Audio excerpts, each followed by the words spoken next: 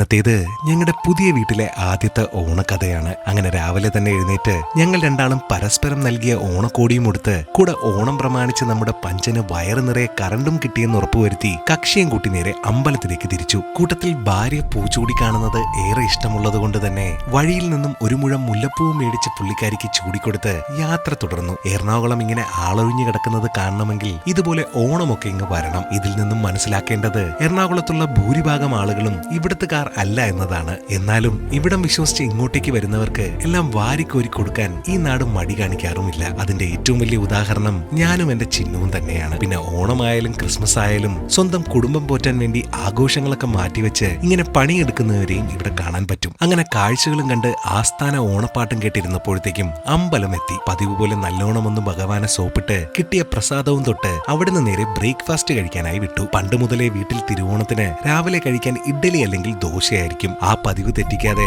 നല്ല 2 ദോശയും അകത്താക്കി നേരെ പൂക്കളത്തിനുള്ള പൂവ് മേടിക്കാൻ കയറി. കുട്ടിക്കാലത്ത് 5 പൈസ ചെലവില്ലാതെ വീട്ടിലും പറമ്പിലും നിൽക്കുന്ന പൂവുകൾ പറിച്ച് പൂക്കളമിട്ടിരുന്ന നമ്മളൊക്കെ ഇപ്പോൾ കളറും കെമിക്കലും തളിച്ച പൂവുകൾ കത്തി വിലയ്ക്ക് മേടിക്കുന്നു.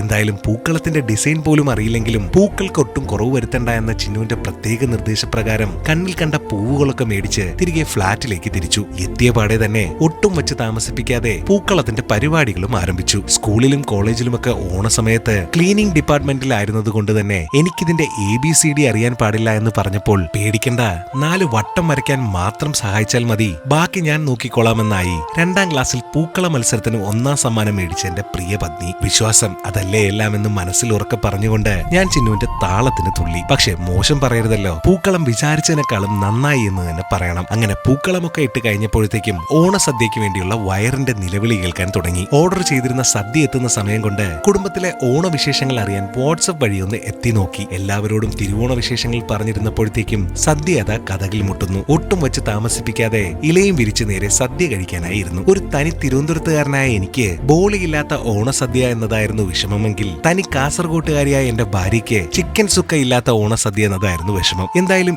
ഈ ഒരു ഓണത്തോടുകൂടെ ഒരു കാര്യം ഞാൻ മനസ്സിലാക്കി. പണ്ടാരോ പറഞ്ഞതുപോലെ ഒരു പ്രായം കഴിഞ്ഞാൽ നമുക്ക് നമ്മുടെ ഭാര്യ അല്ലെങ്കിൽ ഭർത്താവേ ഉണ്ടാകത്തുള്ളൂ. അതിപ്പോൾ സന്തോഷമായാലും ശരി, സങ്കടമായാലും ശരി. അങ്ങനെ സദ്യ കഴിഞ്ഞ സ്ഥിതിക്ക് ചിന്നുവിനൊരു കുഞ്ഞ് ഓണസമ്മാനവും കൊടുത്ത് ഞങ്ങൾ രണ്ടാളും കൂടെ ഒരു സിനിമ കാണാനിരുന്നു. അല്ല, പായസം ഞങ്ങളെ കിടത്തി എന്ന് പറയുന്നതാകും ശരി. കൈരളി TV വലിയേട്ടനെ മറന്നാലും 90s കിഡ്സ് ആയ ഞങ്ങൾക്കത് പറ്റില്ലല്ലോ. ഇനിയിപ്പോ സിനിമയും കണ്ട് സദ്യയുടെ ഹാങ് ഓവറിലൊരു മയക്കം കൂടെ പാസാക്കിയാൽ ഇക്കൊല്ലത്തെ ഓണവും കഴിഞ്ഞു. അപ്പോൾ അടുത്ത കഥയുമായി ഉടനെ തന്നെ വരാം. അഭിപ്രായങ്ങൾ രേഖപ്പെടുത്തുക, കൂടെ വിമർശനങ്ങളും. അപ്പോൾ എന്നാൽ അങ്ങനെ ആകട്ടെ.